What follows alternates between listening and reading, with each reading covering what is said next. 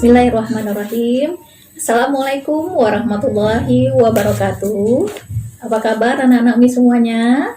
Baik, kita mulai materi baru kita untuk semester 1 kelas 11. Itu mengenai hidrokarbon dan pembentukan minyak bumi.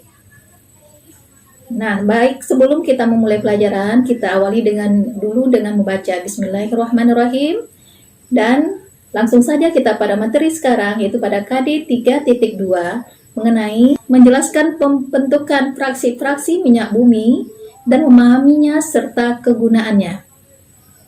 Mengingat sebelum materi kita sebelumnya, anak-anak ibu semua udah mempelajari mengenai hidrokarbon, di mana hidrokarbon akan terbagi menjadi alkana, alkena, dan alkuna, serta isomer, dan reaksi-reaksi bermacam-macam reaksi hidrokarbon. Nah, baik, sekarang kita akan memulai lagi, yaitu materi mengenai pembentukan minyak bumi. Baik, minyak bumi. Di sini kita akan mempelajari mengenai komposisi minyak bumi, kemudian bagaimana pembentukan minyak bumi dan pengolahan minyak bumi. Nah, di sini kita akan membahas dari dua segi aja, dua lingkup saja, itu mengenai bensin dan asap buang kendaraan bermotor. Kemudian kita akan mempelajari apa komposisi dari minyak bumi. Contohnya adalah jenis senyawa hidrokarbon. Jumlah dalam satuan persentase adalah 90-99%. Contohnya alkana, sikloalkana, dan aromatis. Senyawa belerang persentasenya 0,1-7%. Contohnya adalah tioalkana dan alkanotiol. Kemudian senyawa yang lain adalah senyawa nitrogen.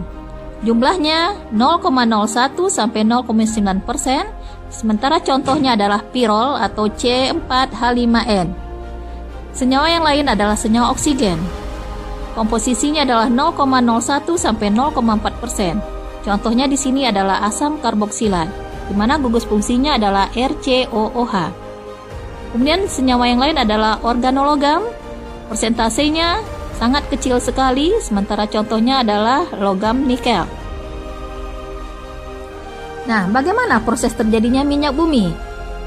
Menurut teori duplex, jasad renik hewan atau tumbuhan yang telah mati terbawa air sungai bersama lumpur mengendap di dasar laut.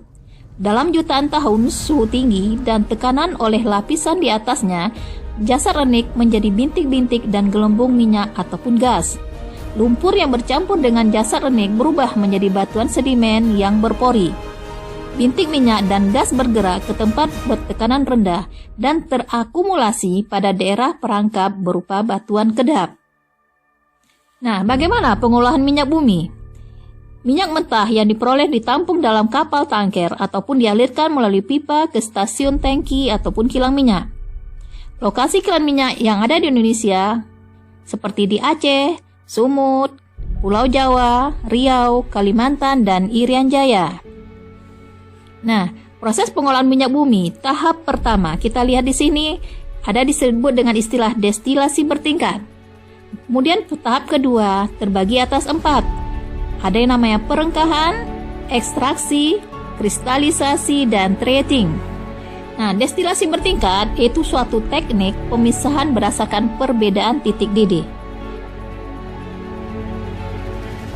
Nah, fraksi minyak bumi ataupun komponen hasil pemisahannya berdasarkan titik didih, kemudian berdasarkan jumlah atom C-nya dan apa kegunaannya. Di sini anak-anak umi bisa membacanya.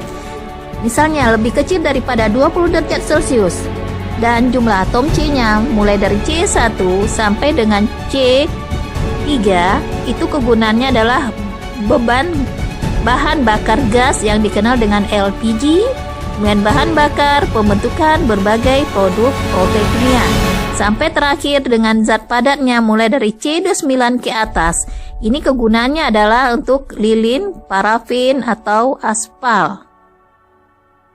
Nah, bahan bakar minyak untuk kendaraan bermotor ataupun bensin, senyawanya misalnya N-heptana ataupun normal heptana, angka oktannya 0, senyawa adalah metil heksana, angka oktannya 104.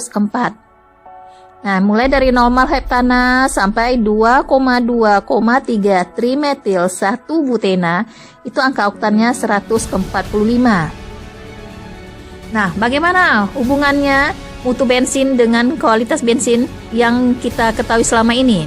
Mutu bensin dikaitkan dengan jumlah ketukan ataupun knocking yang ditimbulkan dan dinyatakan dengan bilangan oktan.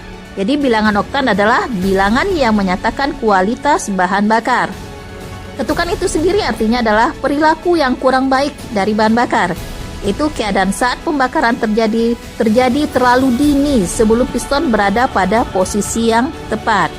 Nah, untuk menentukan bilangan oktan digunakan dua senyawa pembandingnya. Apa itu yang dua senyawa pembanding? Yaitu isooktana dan normal heptana. Di sini bisa dilihat apa bentuk normal heptana adalah bentuk normal, bentuk lurus dengan jumlah atom C-nya ada 7. Dan isooktana bentuknya bentuk iso dan jumlah atom C-nya ada 8 karena oktana. Nah, apa hubungannya? Semakin besar bilangan oktan, berarti semakin baik kualitas bahan bakarnya. Nah, makna bilangan oktan bensin. Premium memiliki bilangan oktannya 88. Nah, apa itu artinya? Berarti kualitas bensin premium setara dengan kualitas campuran 88% isooktana, sementara 12% normal heptana.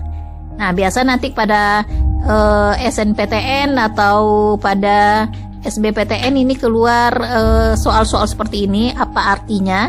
Nah, jadi tinggal kita uraikan saja. 88 misalnya bilangan oktan, berarti 88 itu adalah kepunyaan isooktana. Sisanya supaya dia mendapatkan angka 100 tentu sisanya adalah normal heptana. Nah, bagaimana meningkatkan bilangan oktana? Nah, itulah yang dikenal dengan istilah reforming. Reforming adalah proses pengubahan alkana rantai lurus menjadi bercabang dengan menambahkan zat anti ketukan. Nah, sekarang apa-apa saja zat anti ketukan itu? Ada yang dikenal dengan istilah TEL dan ada MTBE. TEL itu sendiri adalah singkatan dari tetraethyl lead. Sementara MTBE adalah metil tetrabutil ether. Nah, inilah zat-zat yang ditambahkan pada proses reforming untuk meningkatkan mutu bensin. Nah, bagaimana dampak pembakaran bahan bakar? Misalnya gas buangnya CO2, kerugiannya adalah pada pemanasan global. Nah, kalau gas buangnya CO, kerugiannya adalah menimbulkan rasa sakit pada mata, saluran pernafasan, dan paru-paru. Begitu juga dengan SO2, SO3, merusak jaringan dan menimbulkan rasa sakit, serta menimbulkan hujan asam. Nah, sementara NO dan NO2, kerugiannya adalah bahan pencemar ataupun fenomena asbut, itu asap kabut.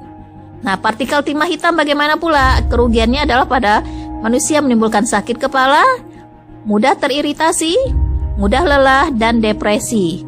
Juga merusak otak, ginjal, dan hati.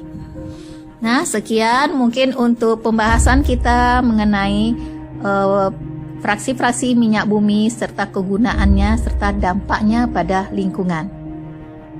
Mungkin lain waktu setelah ini akan kita lanjutkan pada materi berikutnya. Untuk pertemuan kita akhiri dengan wabillahi taufiq wal hidayah. Assalamualaikum warahmatullahi wabarakatuh.